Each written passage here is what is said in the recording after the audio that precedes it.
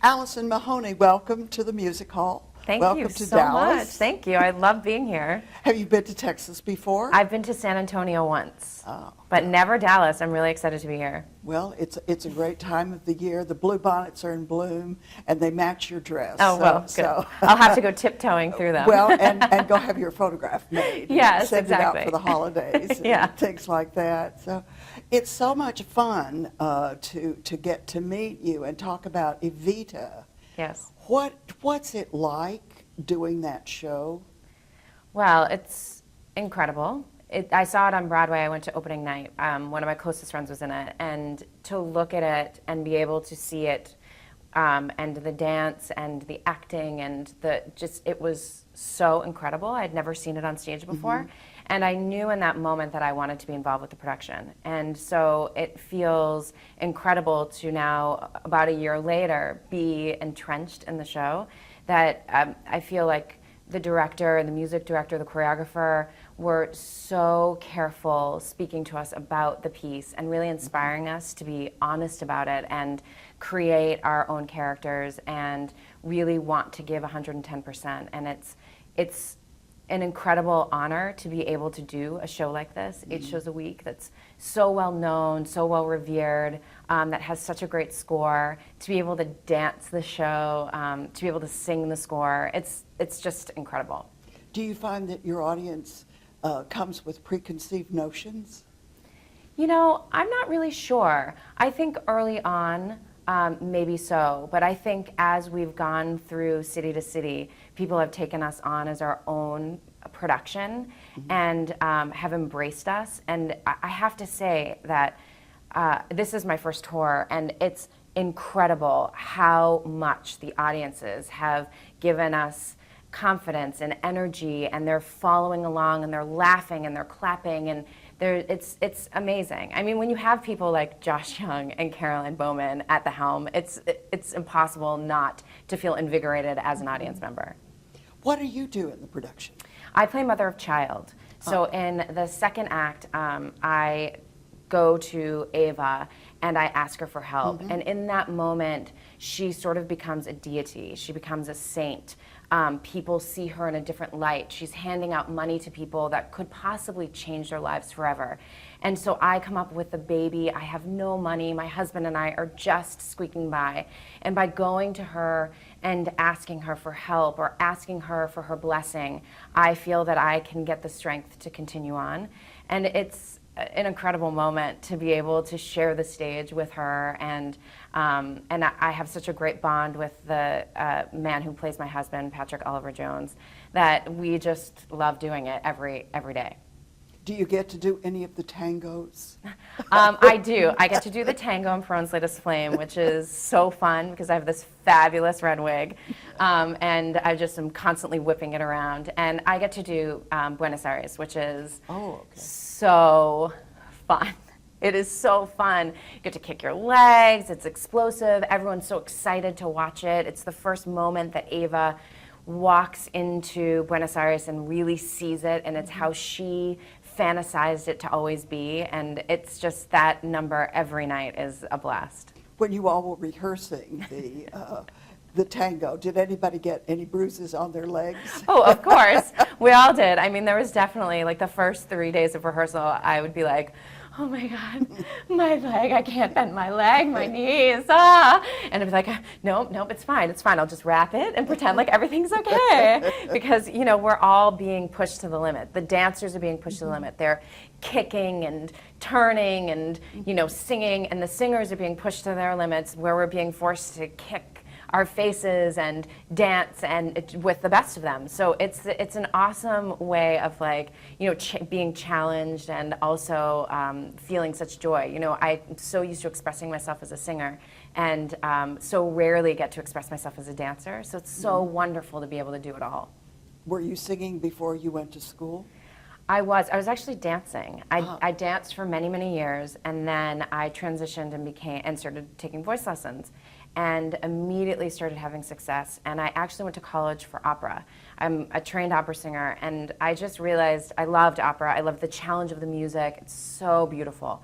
But for me, I missed something. I missed the energy of theater. I missed the people. I missed being able to do it all, dancing, singing, acting. And so when I graduated from college, much to the chagrin of my voice teacher, I moved to New York and started doing musical theater. Where'd you graduate from? New England Conservatory. Oh, okay. So Yeah. are you from New England? I am. I'm from Boston. Born, raised, and educated in Boston. Yeah. When you were studying, did you find that you wanted to express yourself as a? Did you think about acting as well, or just doing the singing part? I or? did. I grew up doing theater. I grew up at this amazing little theater called the Harwich Junior Theater on Cape Cod. It is one of the most incredible places. It's theater for children by children. So you do everything. You're in the shows, you're building the sets, you're hanging the lights, you're the stage manager. So it was a very magical experience as a child. And so I had always been acting and singing and dancing, but never really focused on one of them. So when I went to college for the first 2 years, it was just, art song, art song, art song. And then when people were starting to go to music festivals and singing at Aspen or Tanglewood, I started moonlighting and going to do summer stock.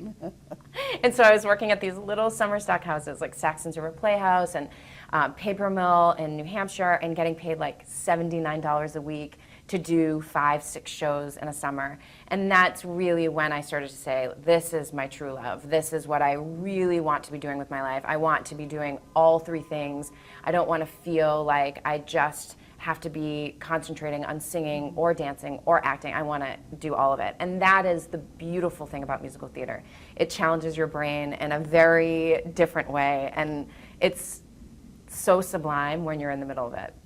All right. What was the first role that you did on stage? I played a little girl in Little Princess at the Harwich Junior Theater. I was 7 years old, and my sister and I did every show together growing up. She was 3 years older than me, and I wasn't going to be cast in the show until I gave them one of my special skills, which is a monkey sound. And they were like, there's a monkey in this show. Wait, so you could do the monkey sound. And that's how I got the show. It's like amazing. And so I was 7, and there were so many cute pictures of me and my sister in these like little pinafores with like pigtails and like red lipstick and doing our first show. It was amazing.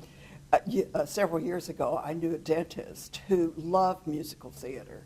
And when he was working on his patient, he would sing songs from Broadway shows. So we always teased him that he was really the singing dentist. Yes. And should advertise that. But I understand that you're the singing baker. I am the singing baker, yes. Or as I like to say, the singing baker! Yes, I was lucky enough to be asked to be a part of the Food Network show Sweet Genius last fall. And I competed for baking and singing domination with 3 other professional chefs. And it was one of the most incredibly intense and amazing experiences I've ever had. Just being in kitchens that had everything you could ever wish for, and I could make anything I wanted within the confines of the challenges was really awesome. It was so cool. And from that, I've been able to contribute recipes for CBS and this really great little book called Small Apartment Hacks, and I've made appearances with New York One. And so it's been a blast. I get to go across the country for Playbill.com and taste the most delicious treats in each town that we go to. And so it's like, it couldn't be better. I get to sing, I get to taste delicious desserts, and it's a lot of fun. And it's a great passion, and it's lovely to be able to incorporate both my love of theater and performing and singing and my love of baked goods. Because, I mean, let's be real, who doesn't love a delicious dessert? And since I haven't seen a lot of the country, because I've been in New York a lot, it's great to come to Dallas and find out what desserts you guys are known for, or go to Portland and try the most famous donuts they have. It's a really great opportunity. That sounds so much fun. It's we'll a blast. all be over and everyone who watches will be included in your special treats. Some people I know who bake say that it's the creativity. It is. Making something out of nothing. Yeah, it's so true. It started because I was singing, and then I would, have a couple months in between my next job, and I wanted to find something creative, and it started as cake decorating. And I realized that with cake decorating, as fun as it was, someone couldn't come to me and say, I want a boat. Could you make a cake in the shape of a boat? I couldn't figure out how to do that. I could make pretty cakes, but not creative cakes. And so I realized that the thing that I didn't like about wedding cakes was that they always look amazing, but they never taste great. And so I started experimenting. And I started, I had 3 roommates at the time and a sister that lived 3 blocks away. So I started baking, and I started selling my baked goods at kickball games and salsa classes and all these things, and really started to perfect these recipes. And so then as Sweet Genius came to me, I thought, wow, well, I have all of these recipes now in my arsenal that I've been working with for years and years and years. And it started with my grandmother's pizzelle recipe, and I sort of doctored it and changed it and added flavors and took things out, and sorry, Nana. and then sort of kept moving. And usually what happens is I'll travel, I'll go somewhere. Like when I went to London, I tried the most delicious French macaron I had ever had. And I came back to New York and was like, I'm gonna make a French macaron. And it took me like 2 months to perfect it, tons of books, tons of YouTube videos, tons of trial and error, and really perfected the art of making them, which is not easy. Do you find your circle of friends has increased the more you bake? Yes. I'm far more popular. Rehearsals, people were like, oh God, because we were leaving. I'm like, I'm leaving for a year. I have to clean up my pantry. So almost every day, there would be a new baked good at rehearsals, and everyone was like, we love, hate you. Alison and her 300 most intimate friends. Yes, right? exactly. That could be a chapter in your memoir. Yes, I hope so. You're so sweet to take time and come and visit with us, if you'll pardon the terrible pun. So. But thank you so much, and all the best as you continue with all the facets of your wonderful life. Great, thank you so much. It's You're- been a pleasure. You're welcome.